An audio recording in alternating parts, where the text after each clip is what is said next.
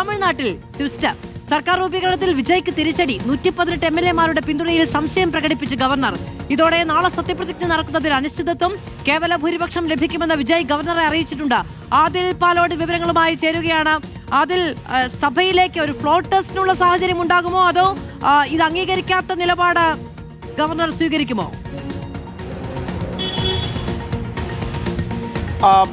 രണ്ടാമത് പറഞ്ഞതിന് തന്നെയാണ് സാധ്യത കൂടുതലും കാണുന്നത് മാധു. പ്രത്യേകിച്ച് 118 MLA-മാരാണ് കേവല ഭൂരിപക്ഷത്തിന് അംഗബലമായി നിയമസഭയിൽ വേണ്ടത്.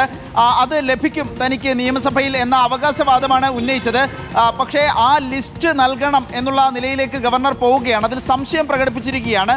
118 MLA-മാർ ഇദ്ദേഹത്തിന് ഉണ്ടാകും എന്ന് വിശ്വസിക്കുന്നുവെങ്കിൽ, ബോധ്യപ്പെട്ടാൽ ഗവർണർക്ക് വേണമെങ്കിൽ നാളെ സത്യപ്രതിജ്ഞാ ചടങ്ങിന് സത്യവാചകം ചൊല്ലിക്കൊടുക്കാം. പക്ഷേ അപ്പോഴും അങ്ങനെ ഒരു ബോധ്യം ഗവർണർക്ക് വന്നിട്ടില്ല. അതുകൊണ്ടാണ് 118 MLA-മാർ ഒപ്പമുണ്ടോ എന്ന കാര്യത്തിൽ സംശയം പ്രകടിപ്പിച്ചിരിക്കുന്നത്. ഇനിയിപ്പോൾ 118 പേരുടെയും പേര് വിവരം ഗവർണർക്ക് വിജയ് നൽകേണ്ടി വരും എന്നതാണ് ഇപ്പോൾ ഉടലെടുത്തിരിക്കുന്ന പ്രധാനപ്പെട്ട പ്രശ്നം.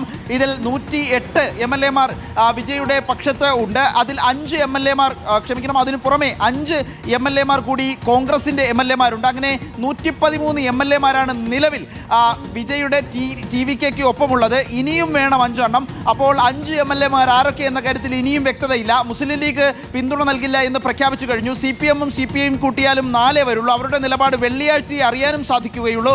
ഏതായാലും 118 MLA-മാരുടെ ലിസ്റ്റ് ഉടനെ ഗവർണർ വിജയോട് ചോദിച്ചേക്കും എന്ന വിവരമാണ് പുറത്തു വരുന്നത്. ഈ വിഷയത്തിൽ ഗവർണർ നിയമോപദേശം തേടിയിട്ടുണ്ട്. എങ്ങനെയാണ് പ്രവർത്തിക്കേണ്ടത് എന്ന് സംബന്ധിച്ച് മാധു പറഞ്ഞതുപോലെ 2 സാധ്യതകളാണ്. ഒരു സർക്കാർ രൂപീകരണവുമായി ബന്ധപ്പെട്ട് ഗവർണർ എടുക്കാവുന്ന സാധ്യത, ഒരു ഏറ്റവും വലിയ ഒറ്റക്കക്ഷി വന്ന് തങ്ങളുടെ പക്കൽ 118 അല്ലെങ്കിൽ കേവല ഭൂരിപക്ഷം തികയ്ക്കാനുള്ള അംഗങ്ങൾ ഉണ്ട് എന്ന് പറഞ്ഞാൽ അത് നിയമസഭയിൽ തെളിയിച്ചുകൊള്ളൂ എന്ന നിലയിൽ ആ ബോധ്യത്തോടുകൂടി സത്യവാചകം ചൊല്ലിക്കൊടുക്കാം. അങ്ങനെയല്ല, അതിൽ സംശയമുണ്ടെങ്കിൽ ഗവർണർക്ക് അത് നിഷേധിക്കുകയും ആ ലിസ്റ്റ് ഹാജരാക്കാൻ പറയുകയും ചെയ്യാം. രണ്ടാമത്തെ സാധ്യതയാണ് തമിഴ്നാട്ടിൽ സംഭവിച്ചിരിക്കുന്നത്. മാത്രമല്ല, ഇത് ഏറ്റവും പ്രധാനപ്പെട്ട കാര്യം, തമിഴ്നാട് ചെന്നൈയിലെ ജവഹർലാൽ നെഹ്റു ഇൻഡോർ സ്റ്റേഡിയത്തിൽ വിജയുടെ സത്യപ്രതിജ്ഞയ്ക്കായി വിജയെ മുഖ്യമന്ത്രിയാക്കാൻ വേണ്ടി എല്ലാ ചടങ്ങുകളും ഒരുങ്ങിയിരിക്കുന്നു, എല്ലാ പരിപാടികളും പൂർത്തിയായിരിക്കുന്നു എന്നുള്ളതാണ്.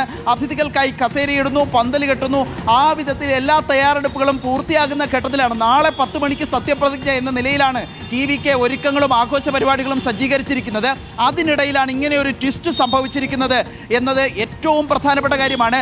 വിജയെ സംബന്ധിച്ചിടത്തോളം ഏറ്റവും വലിയ തിരിച്ചടി. എങ്ങനെ ഇനി ഉണ്ടാക്കും 5 MLA-മാരെ എന്ന ചോദ്യം ഉയരുകയാണ്. അതിനിടെ ഏറ്റവും പ്രധാനപ്പെട്ട മറ്റൊരു കാര്യമാകട്ടെ, ADMK അണ്ണാ DMK-യിലെ കുറച്ച് MLA-മാർ TVKയ്ക്ക് പിന്തുണ നൽകണമെന്ന് ആവശ്യപ്പെട്ടുകൊണ്ട് അവർ മറ്റൊരു ഭാഗമായി എടപ്പാടി പളനിസ്വാമിക്ക് അപ്പുറത്തേക്ക് വിമത സ്വഭാവം പ്രകടിപ്പിച്ചുകൊണ്ട് മാറി നിൽക്കുന്നുണ്ട്. അവരെയൊക്കെ എങ്ങനെ കൈകാര്യം ചെയ്യും? ഏതായാലും ഒരു ത്രില്ലർ സിനിമ പോലെ മാറിയിരിക്കുന്നു തമിഴ്നാട്ടിലെ നിലവിലെ സർക്കാർ രൂപീകരണ ചർച്ചകൾ. ബാധു. ശരി, ആദിൽ പാലോടാണ് വിവരങ്ങൾ നൽകിയത്. രാഷ്ട്രീയ നാടകീയതയാണ് നമുക്ക് തമിഴ്നാട്ടിൽ നിന്ന് ഇപ്പോൾ ദൃശ്യമാകുന്നത്. വിജയ്ക്ക് തിരിച്ചടി. 117 MLA-മാരുടെ പിന്തുണ അത് ഗവർണർ വിശ്വാസത്തിലെടുക്കുന്നില്ല. അവരുടെയൊക്കെ പിന്തുണ അറിയിച്ചുകൊണ്ടുള്ള കത്ത് വേണമെന്നുള്ള ആവശ്യമാണ് ഇപ്പോൾ ഗവർണർ മുന്നോട്ട് വെച്ചിരിക്കുന്നത്. ഇനി അണ്ണാ DMK-യിലെ വിജയ്ക്ക് പിന്തുണ നൽകണം എന്ന അഭിപ്രായമുള്ള ഒരു വിഭാഗത്തിന്റെ രേഖാമൂലമുള്ള പിന്തുണ കിട്ടിയാൽ മാത്രമേ വിജയ്ക്ക് മുന്നിൽ സാധ്യത തെളിയുകയുള്ളൂ എന്നതാണ് ആകാംക്ഷ.